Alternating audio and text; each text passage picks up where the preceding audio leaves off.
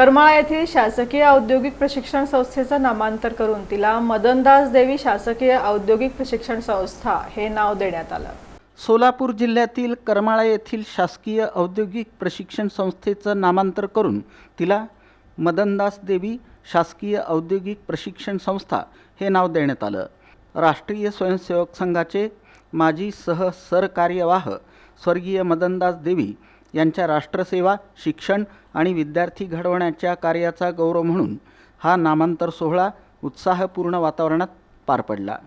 या कार्यक्रमाला राष्ट्रीय स्वयंसेवक संघाचे अखिल भारतीय प्रचार प्रमुख सुनील आंबेकर, कौशल्य, रोजगार, उद्योजकता आणि नाविन्यता मंत्री मंगल प्रभात लोढा, आमदार नारायण पाटील, माजी आमदार राम सातपुते, करमाळ्याच्या नगराध्यक्षा मोहिनी सावंत, रश्मी बागल, व्यवसाय शिक्षण व प्रशिक्षण संचालक सतीश सूर्यवंशी, सहसंचालक चंद्रशेखर ढेकणे, सह आयुक्त संगीता खंदारे, व्यवसाय शिक्षण व प्रशिक्षण अधिकारी मनोज बिडकर, संस्था व्यवस्थापन समितीचे अध्यक्ष जितेंद्र राठी, स्वर्गीय मदनदास देवी यांचे ज्येष्ठ बंधू खुशालदास देवी आणि राधेश्याम देवी, तसंच राष्ट्रीय स्वयंसेवक संघ, अखिल भारतीय विद्यार्थी परिषद, विविध लोकप्रतिनिधी, अधिकारी, शिक्षक, विद्यार्थी आणि नागरिक मोठ्या संख्येनं उपस्थित होते।